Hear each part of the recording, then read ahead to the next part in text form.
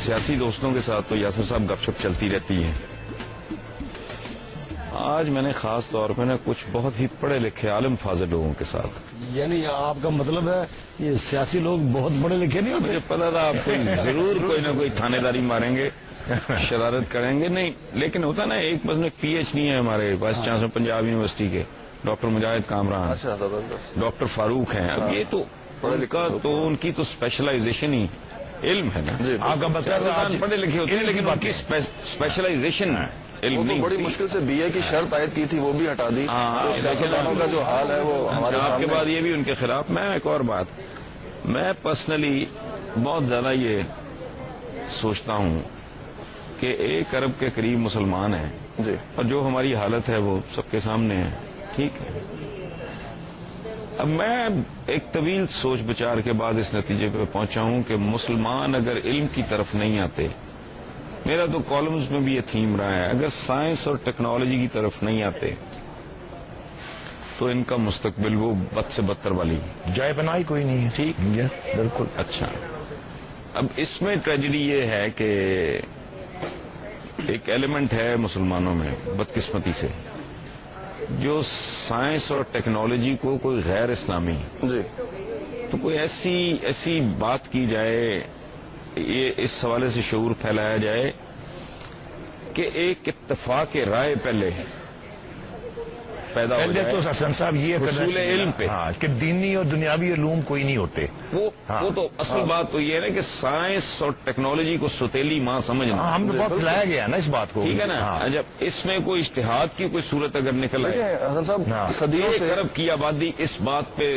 فیصلہ کر لے, تل جائے کہ ہمیں سائنس اور ٹیکنالوجی میں آگے جانا ہے, چونکہ ان ہتھیاروں کے بغیر, ان علوم کے بغیر ہم نہتے بہت بری طرح مارے جائیں گے. اشتہاد کا دروازہ کھولنا پڑے گا, توڑنا پڑے گا جس کو صدیوں سے بند رکھا گیا ہے. دیکھیے, اب ہم ایک فیصلہ کن موڑ پہ آ چکے ہیں.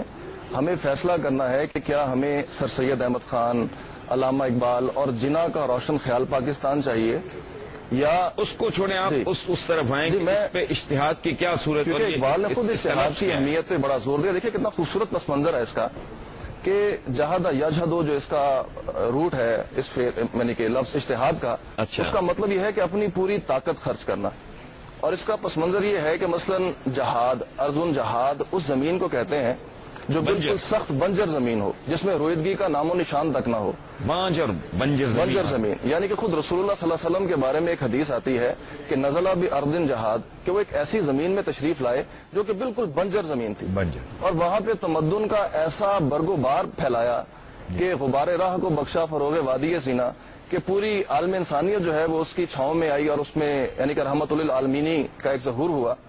تو اشتہاد کا اصل پس منظر تو یہ ہے کہ آپ نے بانجھ اور بنجر زمین کے اندر بھی رویدگی پیدا کر دینی ہے اپنی جد و جہد کے ساتھ, اپنی کوشش کے ساتھ. اگر آپ ایک لفظ میں بیان کریں یا ایک لائن میں بیان کریں, دیکھیں تو اشتہاد کا کیا مطلب ہے؟ اشتہاد تو ہے بھرپور جد و جہد, اپنی جو وسعت طاقت ہے وہ خرچ کرنا, چاہے وہ آپ کے ذہنی وسائل ہیں, چاہے وہ آپ کے بدنی وسائل ہیں, ان کو خرچ کر کے مقصد کو حاصل کرنا. جس طرح اگر آپ بنجر زمین میں رویدگی حاصل کرنا چاہتے ہیں تو آپ کو بھرپور جد و جہد کرنی پڑے گی. اسی طرح اگر آپ کسی علمی مسئلے کو حل کرنا چاہتے ہیں, یعنی کہ اشتہاد جو ہے وہ صرف قانونی مسائل تک کنفائن نہیں ہے. ابھی آپ نے اچھا, یہ اختیار کس کا ہے؟ اشتہاد کون کرے, فیصلہ کون کرے گا؟ دیکھیے جی, اشتہاد کرنا تو ہر شخص کا کام ہے. قرآن نے یہ جو وعدہ کیا وہ یہ ہے کہ والذین جاہدوا فینا لنہدینہم سبلنا, کہ جو بھی ہمارے راستے میں جد و جہد کرے گا ہم لازماً ان کے لیے اپنے راستے کھولیں گے. تو یہ کام تو ہر شخص کے کرنے کا ہے, جو بھی کرے گا. یعنی کہ بات یہ ہے. السلام علیکم ڈاکٹر صاحب. السلام علیکم. How are you sir? Most welcome. السلام علیکم. میں ابھی دوستوں کو یہ بتا رہا تھا, میں نے کہا سیاسی دوستوں کے ساتھ گپ شپ رہتی ہے, آج کچھ چند پڑھے لکھے لوگوں کے عقل کی ڈھنگ کی بات کرنے.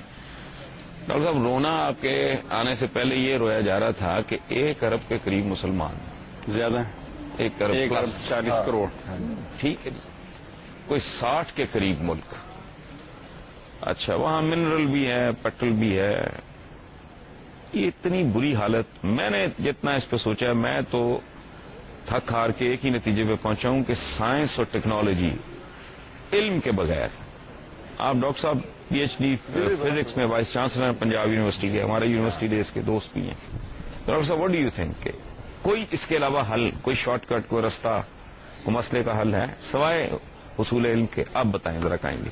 دیکھیے جی، اس میں تو کوئی دو آرا ہے ہی نہیں کہ حصول علم کے بغیر دنیا میں نہ آپ قوی ہو سکتے ہیں، نہ آپ مالدار ہو سکتے ہیں، نہ آپ خوشحال ہو سکتے ہیں. تو بقا اور قوت اور دولت کا اصل منبع جو ہے وہ یہ تو بالکل واضح ہے کہ یہ علم ہے. اور میں یہ بھی واضح کر دوں کہ علم مطالعہ فطرت کے معنوں میں، کیونکہ میں جب سعودی عرب میں تھا تو میں نے وہاں دیکھا کہ وہاں عربی میں علم انہی معنوں میں استعمال ہوتا ہے. مثال کے طور پر فیکلٹی آف سائنس تھی تو اس کا ترجمہ کلیہ العلوم تھا. تو عرب یہ لیٹن کا لفظ ہے نا جی، سائنٹیا. جی جی. اور میری انڈرسٹینڈنگ یہ ہے کہ عربی میں بھی سائنس کی لغوی تعریف جو ہے یہی ہے، وہ علم. بالکل یہی ہے، بالکل یہی ہے، میں یہی بتا رہا ہوں. بالکل یہی ہے. اچھا، اور پھر سائنس کی میں نے نکالی، میں نے کہا مطلب پڑھے لکھے لوگوں کے ساتھ بات کرنی ہے. The study of structure and behaviour of physical natural world and society through observation and experiment is called science. بالکل. یعنی مشاہدے تجربے کے ذریعے مادی قدرتی دنیا، معاشرے کی ساخت اور طرز عمل کا مطالعہ. بالکل صحیح. سائنس. ٹھیک ہے. صحیح بات. تو مسلمان اس سے شرماتا کیوں ہے؟ Why are we shy? یہ قرآن کی دعوت ہے، خود قرآن کی یہ دعوت ہے. میں اکثر جیسی چیز پر تھوڑا بہت کہ 700 سے زیادہ آیات کا تعلق ہی تسخیر کائنات اور تفکر، تدبر، غور کرو، دیکھو، سمجھو، جانو. 500 یونیورسٹیوں میں سے ایک بھی ٹاپ کی جو دنیا کی ان میں سے شاید ایک بھی مسلمانوں کی نہیں ہے.